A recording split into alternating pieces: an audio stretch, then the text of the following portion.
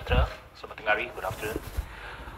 Bersama saya pada sidang media ini ialah Setiausaha Publicity Kebangsaan DAP yang telah dicapai dalam mesyuarat CEC pada 1 Ogos, iaitu pada malam Isnin yang lalu di Ibu Pejabat Kebangsaan, dan keputusan-keputusan yang kita telah capai adalah seperti berikut.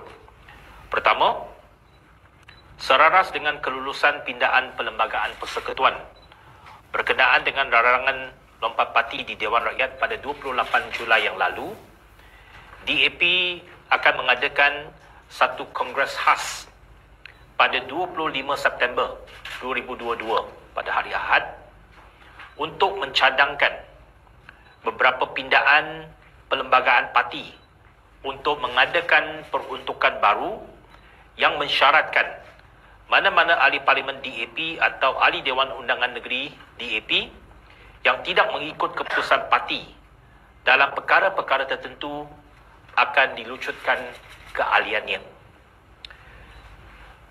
Kedua, jawatan kuasa pindaan perlembagaan parti yang diketuai oleh ahli parlimen setampin Yang Berhormat Chong Jin Jin telah diberi tanggungjawab untuk membincangkan perkara tersebut secara teliti dan mengemukakan cadangan pindaan tersebut kepada jawatan kuasa tertinggi pusat dalam tempoh sebulan.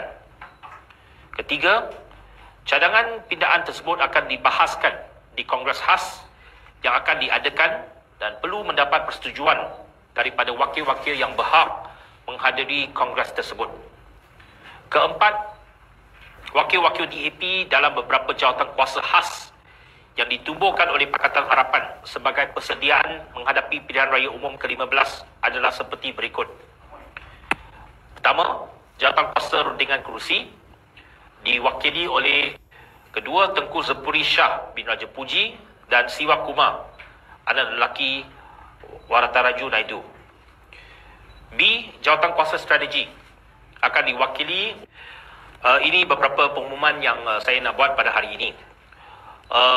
Berkenaan dengan pindaan perlembagaan parti yang dicadangkan dalam kongres khas ini ialah untuk menutup lompang ataupun the loopholes dalam pindaan perlembagaan persekutuan yang telah kita luluskan pada minggu lalu, iaitu semasa perbahasan salah satu perkara yang telah pun saya bangkitkan semasa pembahasan, dan juga banyak perkara yang juga dibahaskan dalam Dewan Rakyat, ialah berkenaan bahawa ada pandangan mengatakan bahawa apa yang dipinda di Parlimen pada minggu lalu tidak mencukupi untuk merarang tindakan lompat parti.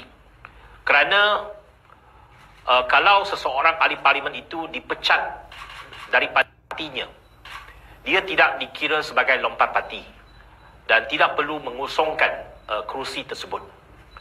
Jadi ini kita melihat sebagai satu loopholes ataupun satu lompang yang perlu ditutup, kerana apa yang dibimbangkannya lah dia tidak akan meninggalkan parti, tetapi membuat perkara-perkara supaya parti pecat. Maka kalau parti pecat dia tak boleh, dia tak perlu kosongkan kerusi dan pilihan raya kecil tidak perlu diadakan. Jadi kita melihat ini satu mungkin kekurangan dalam pindaan perlembagaan persekutuan ini yang membolehkan kalau ada mana-mana ahli parlimen, kalau dia nak lompat parti, dia boleh buat secara cara yang lain. Kalau ada syarat ini terletak dalam perlembagaan parti, itu adalah di antara parti dengan ahli tersebut. Kalau dia hilang keahlian sebagai ahli parti, maka kerusi itu perlu dikosongkan. Jadi itu yang kita telah buat keputusan, telah kita bincang dalam mesyuarat CEC, dan kita putuskan supaya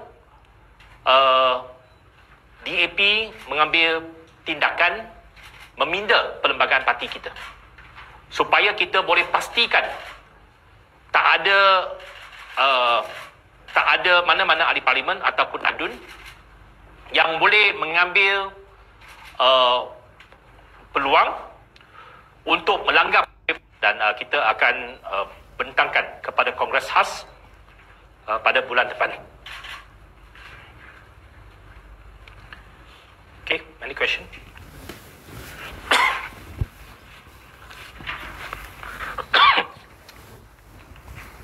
Ya, ada soalan? Sebab dikatakan ini adalah syarat perbezaan di dalam perlembagaan parti sahaja. Kita pun tahu bahawa macam contoh Parti Warisan dan juga PKR sebelum ini pernah meminta calon mereka untuk menandatangani surat ataupun surat abang upah that things supaya mereka tidak lompat ataupun tidak menyertai parti dalam perjuangan. Tapi itu pun tidak melarang mereka untuk melapor parti. So bagaimana pindahan perlembagaan parti boleh juga melarang? Okay, yang pertamanya surat-surat yang ditandatangani sebelum pilihan raya. Okay, sudah tentu calon akan tanda tangan. Apabila seseorang itu dicalonkan, parti minta dia tanda tangan apa pun dia tanda tangan. Kerana itu syarat untuk mendapat surah watika. Tetapi selalunya kalau kita pernah lihat kes-kes seperti itu, apabila dia sudah lompat parti, pihak parti serahkan surat peletakan jawatan itu, ia tidak sah. Kerana dia boleh kata semasa dia tanda tangan, he's under duress. Dia tanda tangan secara paksaan. Jadi itu tak ada satu safeguard bahawa surat itu boleh ada sah. Jadi apa yang kita buat ini lebih jelas, lebih transparent. Ia akan dimaktubkan dalam perlembagaan parti kita. Okay. Syarat seseorang ahli apabila masuk parti, dia kena ikut perlembagaan parti. Kalau dia tak setuju dengan perlembagaan parti, maka dia tak masuk parti itu. Sebab perlembagaan parti itu mesti dipatuhi oleh mana-mana ahli parti. Jadi apabila kita sudah buat perlembagaan parti itu, kalau ada syarat itu terletak dalam perlembagaan parti, maka perlembagaan parti itu adalah satu dokumen yang sah. Sebab dia perlu adalah satu undang-undang tubuh parti di bawah Akta Pertubuhan. Dan mana-mana pindahan itu perlu disahkan oleh AOS. Apabila AOS sahkan, itu adalah satu syarat parti kita dengan ahli-ahli kita. Jadi kalau ahli-ahli tak ikut perlembagaan, dia akan lucut keahlian. Dan dalam perlembagaan yang kita pindah, ada dua keadaan di mana seseorang itu dikira lompat parti. Yang pertamanya, dia tinggalkan sendiri. Okay, dia masuk parti lain, dia tinggalkan parti A, dia masuk parti B. Itu kira lompat. Yang kedua, yang telah pun dinyatakan oleh Gobind Singh dalam perbahasan di Parlimen, iaitu dalam satu keadaan di mana seseorang ahli itu hilang keahliannya dalam parti. Itu pun boleh dikira sebagai lompat parti. Jadi apa yang kita nak buat sini ialah dalam keadaan-keadaan tertentu. Okay? Keadaan tertentu saja.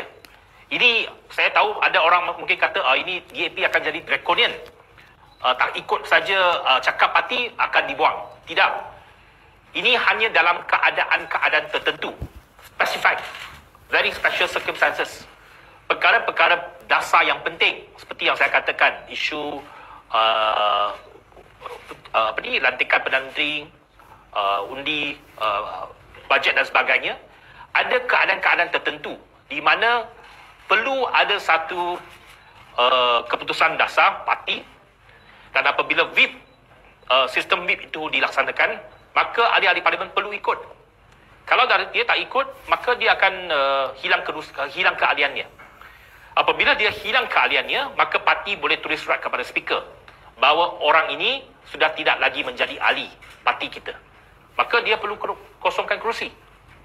So that is the way that we are formulating our changes to our party constitution.